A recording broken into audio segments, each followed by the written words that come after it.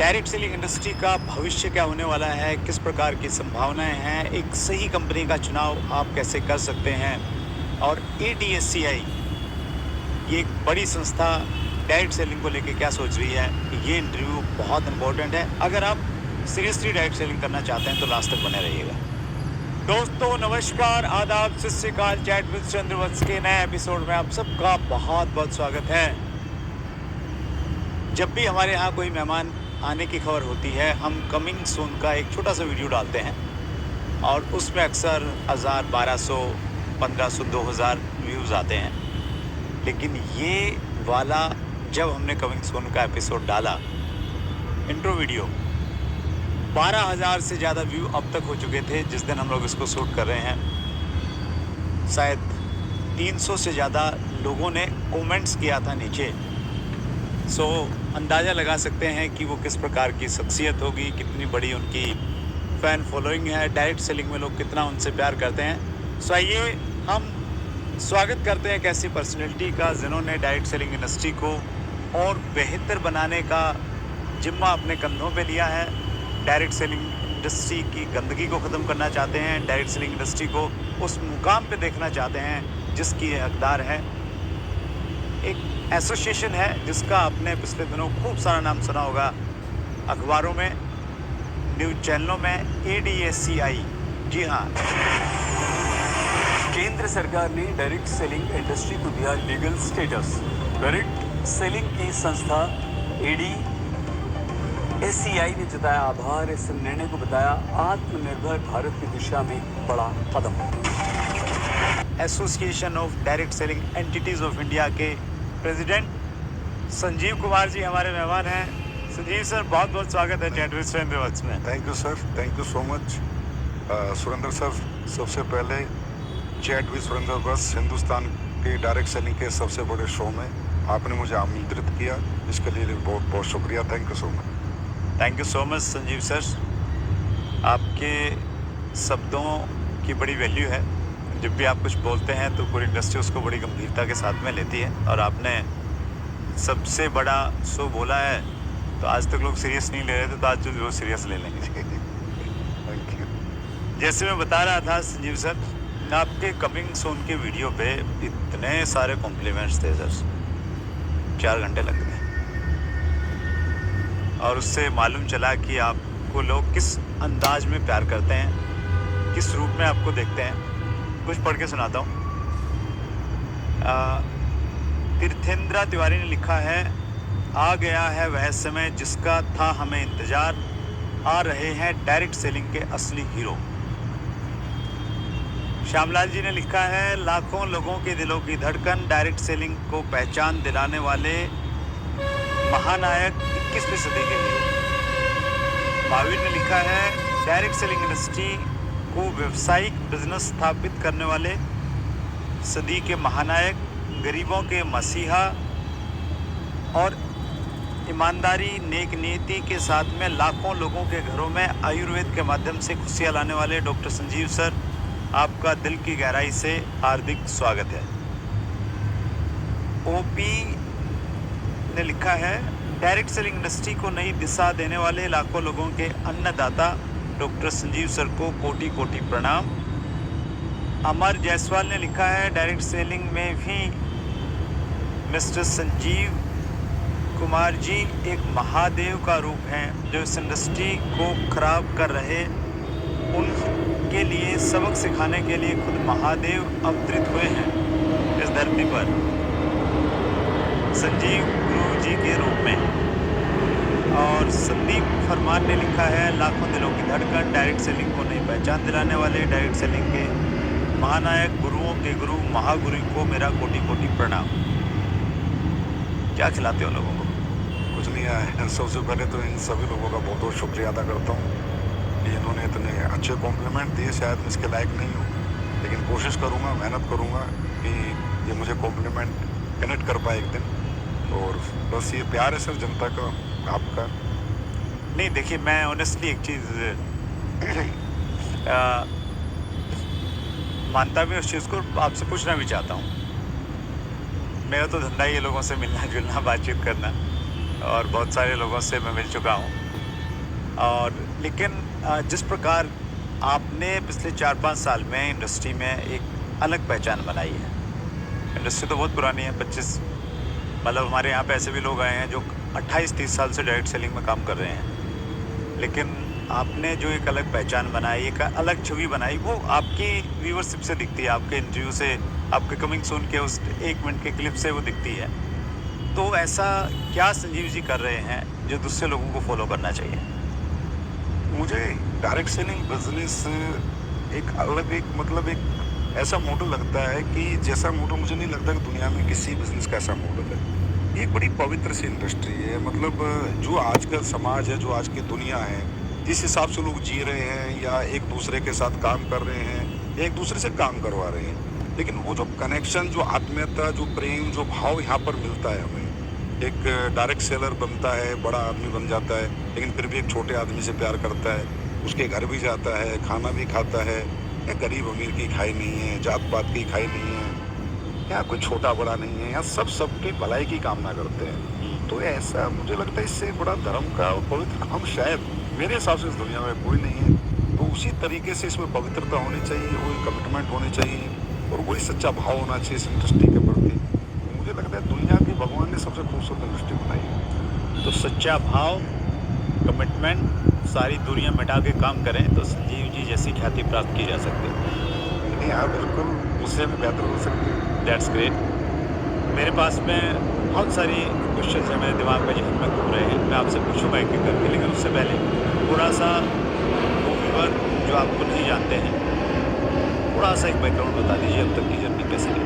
मैं आर्मी में जॉब करता था। 2007 में अचानक मुझे डायरेक्ट सेलिंग देखने का मौका मिला और इस इंडस्ट्री का जो नेचर ऑफ बिजनेस देख के मैं प्रभावित हुआ था कि यहाँ आपको अपने साथ साथ लोगों को भी कैरियर देना है, लोगों को भी बड़ा बनाना है और बिना लोगों के बड़े बनाया बड़े नहीं बन सकते। और दूसरा लगा कि यहाँ कोई भी middle class, lower middle class, upper middle class या हायर क्लास जो मर्जी चाहे वो यहाँ मान, सम्मान, पहचान और पैसा सब कुछ कमा सकता है। अब एक इंसान की ज़िंदगी में अगर मान, सम्मान, पहचान, पैसा कमाने का मौका कोई इंडस्ट्री दे तो मुझे लगे तो दुनिया की सबसे खूबसूरत इंडस्ट्री है। आए, काम किया, 2007 से 2013 तक काम किया, फिर एक बार इस इंडस्ट्री से मनी उठ गया, फिर रिजाइन कर दिया। अच्छा। और फिर अब ज़िंदगी में नेटवर्क मार्केटिंग नहीं करेंगे, ऐसा सोच लिया। लाइफ में कभी नहीं करेंगे, बिल्कुल काटा मार दिया ज़िंदगी में। फिर लेकिन वही है सर, ये एक ऐसी इंडस्ट्री है, ये ऐसा रस दे देती है, इंसान रसपान करता ही रहता है। तो थोड़ा इसकी नॉलेज लेते रहे, ज्ञान लेते रहे, यार क्या सही होता है, क्या एथिकल होता है, क्या अनएथिकल होता है, क्या वाकई में इंडस्ट्री अनएथिकल है या एथिकल है। तो वो उस मझधार में फंसे रहे, लेकिन 2014 में उससे निकलने का मौका मिला। फिर 2014 से आज अपना काम कर रहे हैं। That's wonderful sir. एक चीज़ मैं व्यूअर को शेयर करना चाहता हूँ। देखिए, हमारे देश में डायरेक्ट सेलिंग इंडस्ट्री की शुरुआत 1990s यानी 1990 के बाद में हुई और स्पेशली 1996 के बाद में कुछ विदेशी कंपनी हमारे देश में आई तो थोड़ा गति मिली डायरेक्ट सेलिंग इंडस्ट्री को। और डायरेक्ट सेलिंग की बात को रखने के लिए कुछ एसोसिएशन बनी हमारे देश में, वो एसोसिएशन काम करती थी और बहुत एक लंबा संघर्ष करना पड़ा। 2011-12 में डायरेक्ट सेलिंग के लिए एक बड़ा टफ टाइम था और मैं भी पर्सनली उस समय डायरेक्ट सेलिंग एसोसिएशंस के साथ में क्लोजली कनेक्ट को लगभग 11 सालों से मैंने बड़ी नज़दीक से चीज़ों को होते हुए देखा है। हम सब लोगों की एक डिमांड थी कि डायरेक्ट सेलिंग के लिए रूल्स आने चाहिए। 2016 में रूल्स आ गए। फिर डिमांड थी कि डायरेक्ट सेलिंग के लिए गाइडलाइन पहले डिमांड थी गाइडलाइंस आनी चाहिए, मॉडल गाइडलाइन आ गई, फिर रूल्स आ गए 28 दिसंबर 2021 को।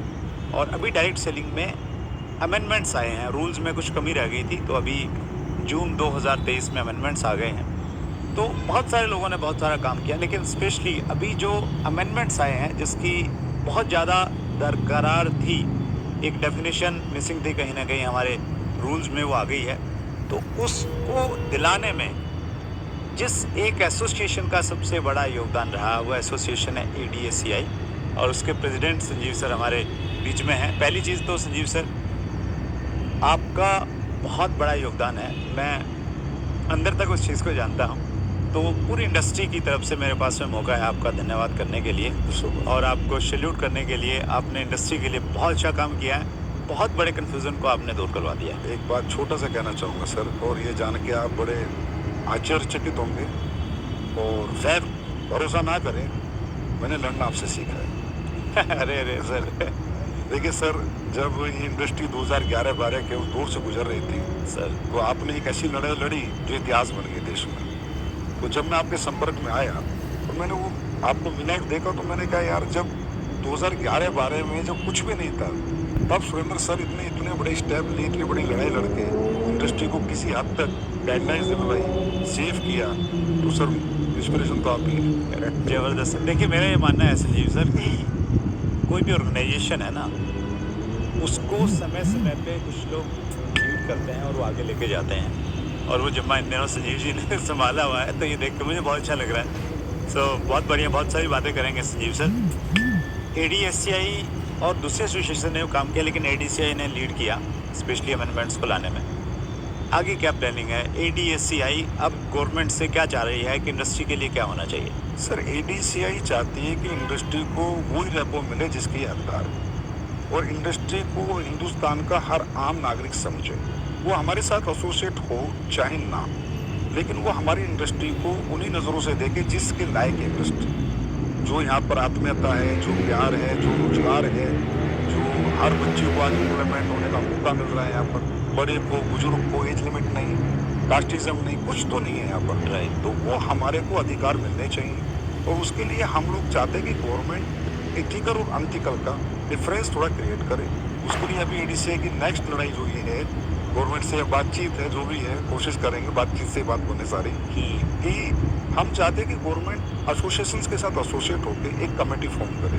अच्छा। जैसे कि इंश्योरेंस रेगुलेटरी IRD है, जैसे शेयर मार्केट को सेबी है, ऐसी एक कमेटी एसोसिएशन के साथ मिलकर गवर्नमेंट बनाए, जो कि इस डायरेक्ट सेलिंग को कंट्रोल करे इंडिया में, और इथिकल डायरेक्ट सेलिंग को ज़्यादा बढ़ावा दे। और जो अनइथिकल डायरेक्ट सेलिंग है, जो बिल्कुल ही एक नए उसी माइंड से आते हैं कि भाई यहाँ लोगों के इमोशंस का फ़ायदा उठाओ, लोगों के रिलेशंस का फ़ायदा उठाओ, कुछ भी प्रोडक्ट बेचो, कुछ भी प्लान बनाओ, नॉन कैलकुलेटिव प्लान बनाओ, कहीं से उठा के प्रोडक्ट बेच दो, ऐसे लोगों को थोड़ा कड़ा शिकंजा गवर्नमेंट कसे।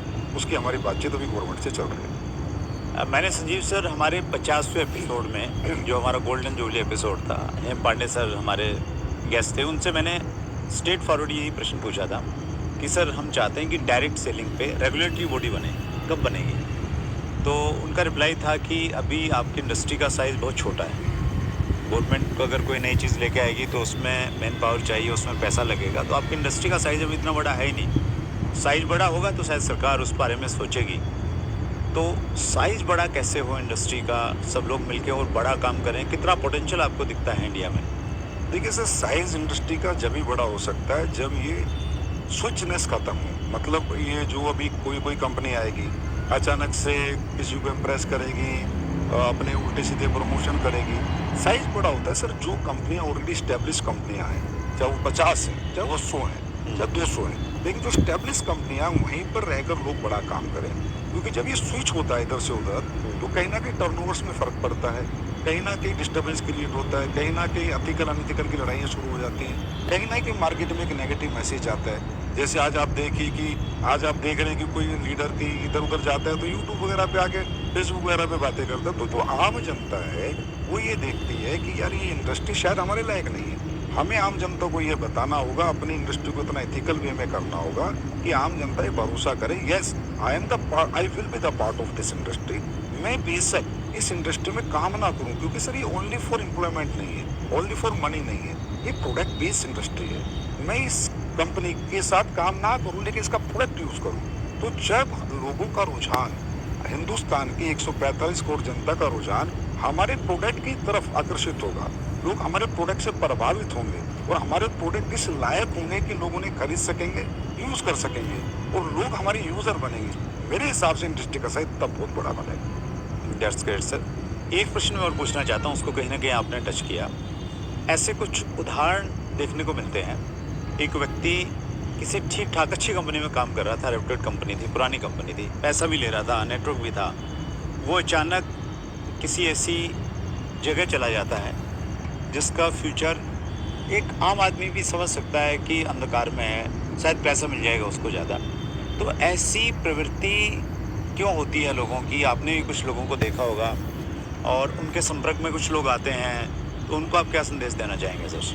सर मुझे लगता है मतलब ये इंडस्ट्री तो इतनी इमोशनल इंडस्ट्री, इतने टच रहता है एक लीडर का अपने डाउनलाइन से, डाउनलाइन का अपने अपलाइन से। एक सालों का रिश्ता हो जाता है, सालों साथ काम करते हैं, सालों साथ घूमते हैं, सालों टूर करते हैं। मैं तो कहता हूँ भाई से भी ज़्यादा बड़े रिश्ते बन जाते हैं लोगों के। लेकिन अगर एक व्यक्ति किसी भी ऐरी गैरी कंपनी में आकर किसी लालच में अगर जा रहा है, देखिए सर बिना लालच के कोई नहीं जाता, कोई ना कोई लालच उसको वहाँ पर मिलता है तो उसको लगता है मैं जो यहाँ नहीं कर पाया इससे ज़्यादा वहाँ कर पाऊंगा। अच्छा कुछ लोग तो कमाते कमाते भी स्विच करते हैं, आप देख ही रहे हो, क्रिप्टो में भी स्विच करते हैं, इन्वेस्टमेंट प्लान में स्विच करते हैं, कुछ ऐसी कंपनी में स्विच करते हैं प्रोडक्ट में जिनका प्रोडक्ट सिर्फ एक मखोटा है, प्रोडक्ट सिर्फ मखोटा है। लेकिन वो लोग सिर्फ अपनी लालच के लिए, हजारों लोग जिन्होंने उससे प्यार किया, हजारों लोग जिन्होंने उसे अपना आइडल माना, हजारों लोग जिन्होंने उसे अपना गुरु माना, उसको छोड़ के कुछ निकल जाता है। लेकिन छोड़ कर नहीं निकलता सर, उनको ले जाने की भी कोशिश करता है। अच्छा जब लगे कि अगर एक व्यक्ति कहीं जा रहा है, उसको नहीं समझ में आ रहा, तो अगर उसमें वाकई में सेल्फ डिसीजन मेकर है, वाकई में वो अपने डिसीजन पे गर्व करता है, तो उन लोगों को ना लेके जाए, अकेला जाए, काम करके दिखाए। लेकिन इसी वजह से इंडस्ट्री के अंदर जो हम चाहते हैं कि इथिकल वे नेटवर्क मार्केटिंग हो, इथिकल हमारे आम समाज हमें इज्जत दे, सम्मान दे, ये सब चीज़ें बंद होंगी सर, एक दिन ऐसा ज़रूर होगा। लेकिन मैं यही कहूँगा कि ऐसे इनको मैं क्या बोलूँ, ये लीडर नहीं मतलब लीडर ही है, ऐसे लालची लोगों के साथ अगर कोई व्यक्ति लालच में जिंदगी लगाएगा तो वो कभी ना कभी खत्म होगा, और कोई कैरियर में जिंदगी लगाएगा तो उसका कैरियर पक्का बनेगा। तो लोगों को अपने कैरियर पे ध्यान देना है, लालच पे ध्यान नहीं देना। ऐसे लालची लोगों को बाइकआउट करें। और अभी हम लोग तो एक रूल ला रहे हैं DCI में कि जो भी लोग बड़े बड़े लीडर्स इधर उधर स्विच होते हैं उनको ब्लैक लिस्टेड करने वाले हैं। अरे वाह। और ब्लैक लिस्टेड करने के बाद हम अपनी वेबसाइटों पर डाल देंगे, वो हिंदुस्तान की जितनी भी बड़ी कंपनी उनमें कहीं भी जीवन में ज्वाइन नहीं कर सकता। अगर वो एक बार इन्वेस्टमेंट प्लान में चला गया है तो अब जीवन भर इन्वेस्टमेंट करेगा, प्रोडक्ट बेस में हम उसे आने नहीं देंगे। क्या बात है सर। आई थिंक मलेशिया में एक ऐसा कानून है, कानून नहीं मतलब एसोसिएशन ने ऐसा बनाया हुआ है कि जो लोग अनएथिकल प्रैक्टिस, और ये कुछ गिने चुने लोग रहते हैं सर, वो इधर उधर शिफ्ट होते रहते हैं, माहौल ख़राब करते हैं कहीं ना कहीं। मतलब जैसे पुलिस पे लिखा रहता है ना कि भाई ये जो है ना ये फरार बंदे हैं, तो वैसा कुछ आप प्लान कर रहे हैं कि ऐसा कुछ लेके आएंगे? करेंगे ना सर, इंडस्ट्री एक हो रही है धीरे धीरे, सारी एसोसिएशन से एक हो रही हैं, सभी लोग आपस में बात करते हैं, सब लोग आपस में जुड़ चुके हैं, तो बातें चल रही है कि इन्हें ब्लैक लिस्टेड किया जाए। आज आप इन्वेस्टमेंट प्लान में चले जाओ तो 1-1.5 साल आप वहाँ पैसा बनता है, नहीं बनता, उसके बाद आप प्रोडक्ट बेस ढूंढते हो।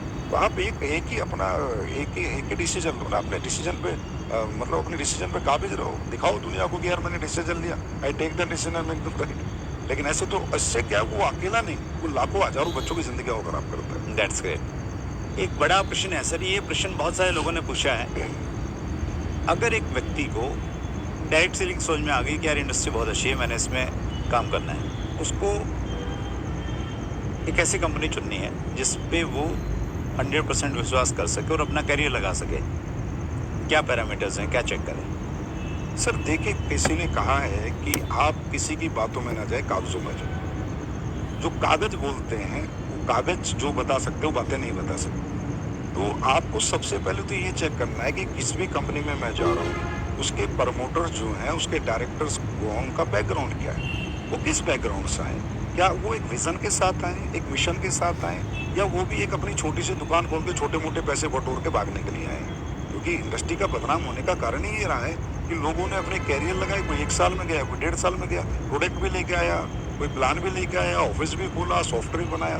तो इसके लिए आपको सबसे पहले ये समझना है कि आपके जो प्रमोटर्स हैं उनका बैकग्राउंड क्या है, उनका मिशन क्या है। उसके बाद आप डायरेक्ट सेलिंग की रूल्स जो आज आए हैं उन्हें कंपनी कितना फॉलो कर रही है, उसका जो एग्रीमेंट हो रहा है अपने डायरेक्ट सेलर के साथ वो कितना स्ट्रॉन्ग है, for company and for direct seller also, दोनों के लिए वो एग्रीमेंट कितना स्ट्रॉन्ग है। फिर वो जो प्रोडक्ट दे रहा है वो प्रोडक्ट के ट्रेडमार्क क्या उसके हैं या वो किसी के भी लेके बेच रहा है, जिससे वो प्रोडक्ट ले रहा है या बना रहा है वो तो उनके ऊपर है।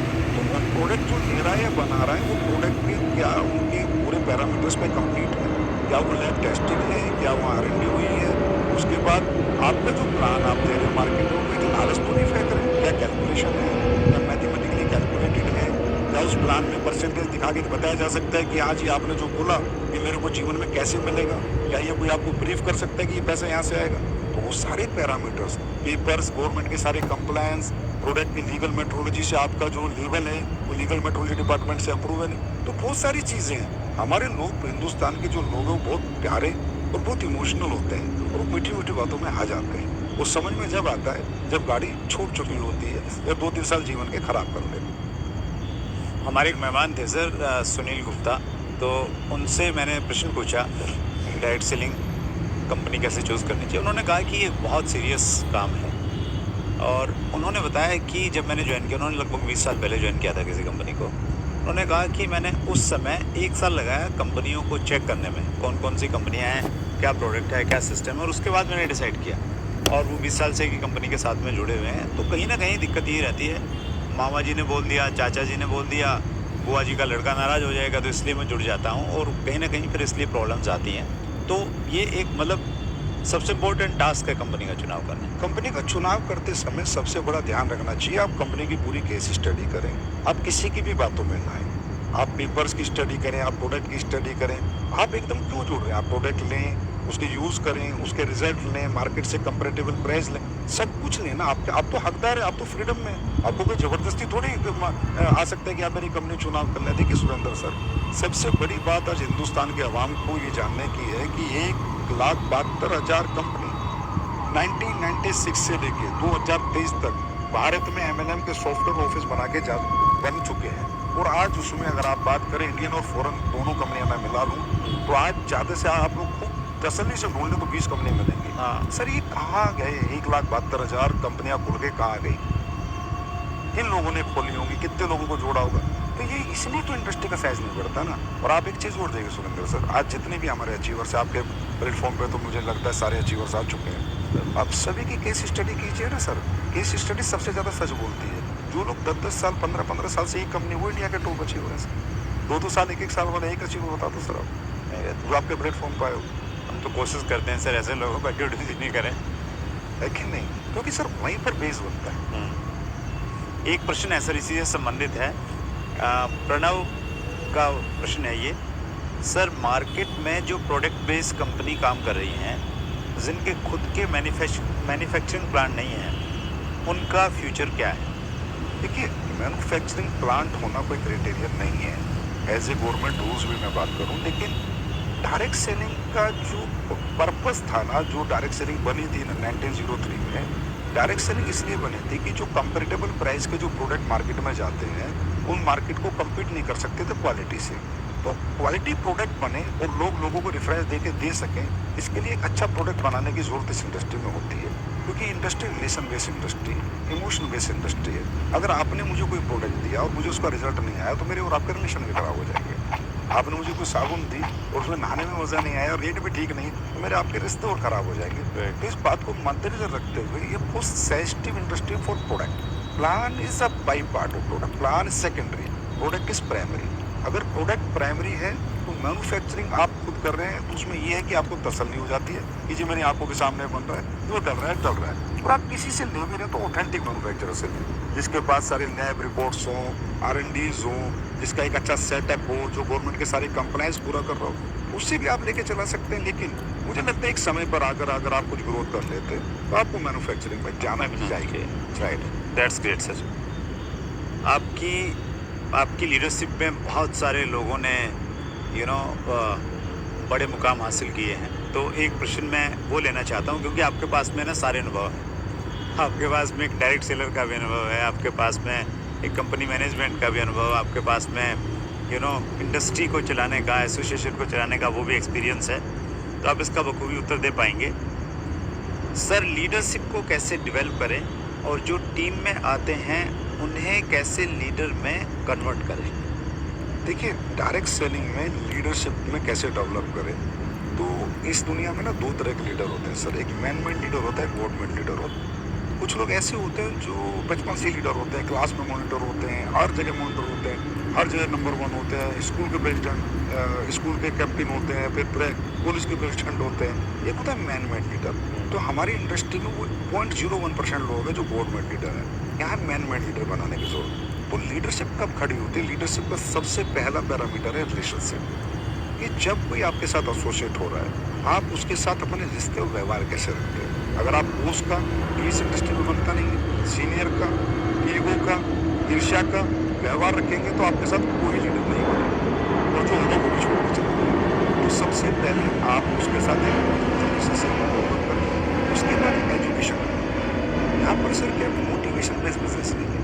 मोटिवेशन लाइफ में क्या होता है कि स्टार्टअप होता है, यार मुझे ये काम करना है, मुझे डॉक्टर बनना है, इंजीनियर बनना है, नेटवर्कर बनना है, मोटिवेशन है। अब इसके बाद एक प्रोसेस शुरू होता है, जब प्रोसेस कंप्लीट करें तो वो प्रोसेस होता है एजुकेशन का। हमारी इंडस्ट्री में मोटिवेशन का अभाव नहीं है, बच्चों में इतनी मेहनत करने की क्षमता है कि वो 20-20 घंटे काम कर सकते हैं, अभाव है एजुकेशन का। तो एजुकेशन अगर आप लीडरशिप की एजुकेशन देंगे, इन्वॉल्व रखेंगे अपने साथ, उन्हें अपने साथ काम करा के एग्जाम्पल जनरेट करेंगे, होता क्या है, कहते हैं leader set an example. Leader पहले करके दिखाता है फिर करवाता है। तो अगर आप चाहते हैं यार मेरा लीडर फॉलोअप अच्छा करे तो आप उसके साथ जाके फॉलोअप करें ना। आप चाहते हैं मेरा लीडर सेमिनार बहुत अच्छा करे तो पहले सेमिनार करके दिखाए ना, फिर उसको सेमिनार लेने का मौका दे। अब दिक्कत यहाँ पर क्या है, हीरो बनाना भी है और हीरो बनना भी है, तो दोनों चीजें नहीं हो सकती सर। अगर आप हीरो बनाने में विश्वास रखोगे तो लीडरशिप डेवलप होगी, और आप हीरो बनते ही रहोगे तो लीडरशिप डेवलप नहीं होगी, क्योंकि आप उनको मौका नहीं दोगे। आपको लगता है वो अच्छी ट्रेनिंग है तो उसको ट्रेनिंग लेके दिखाए, फिर उसको स्टेज देते, छोड़ दो, जैसा बोले बोलने देना, जैसा बोले बोलने दे, सेमिनार में जैसा बोले बोलने देना, बैठ जाए, बाद में जाके 5 मिनट में क्लोज कर दे, क्या हो गया, माहौल वही बन जाएगा। तो वो जो आपके अंदर डर है कि इसको स्टेज दूंगा, इसको नहीं दूंगा, इसको भेजूंगा, इसको नहीं भेजूंगा, ये डर आपकी लीडरशिप डेवलप नहीं होती। हाँ, मतलब हीरो बनना नहीं है, हीरो बनाना है। और दैट्स गलतियाँ तो होंगी सर, जब आप जिम्मेवारी देंगे लोगों को, गलतियाँ करेंगे। हमने भी तो, सब लोगों ने गिर गिर के चलना सीखा है ना, तो वहाँ से भी मैसेज यही है। वंडरफुल सर, अद्भुत काम कर रहे हैं संजीव सर आप। और अगले इंटरव्यू में हम लोग और डिटेल में डायरेक्ट सेलिंग के बारे में थोड़ा बातचीत करेंगे। समय की लिमिटेशन है हमारे पास। एक बार फिर पूरी इंडस्ट्री की तरफ से मैं आपका एक बार फिर धन्यवाद करता हूँ कि डायरेक्ट सेलिंग के जो रूल्स में जो अमेंडमेंट्स आए हैं उसमें आपका बहुत बड़ा योगदान रहा। बहुत बहुत धन्यवाद Sanjeev ji. Thank you sir, thank you sir. तो ये थे संजीव कुमार जी, ADACI के प्रेसिडेंट हैं। डायरेक्ट सेलिंग इंडस्ट्री को बहुत बड़ा मुकाम देना चाहते हैं, जज्बा बहुत बड़ा है, एक फौजी की तरह काम कर रहे हैं, डायरेक्ट सेलिंग इंडस्ट्री के सैनिक हैं। सो अगले मंगलवार को रात्रि 8 बजे फिर एक बड़ी शख्सियत से मुलाकात होगी। अपना ख्याल रखिएगा। बहुत बहुत धन्यवाद।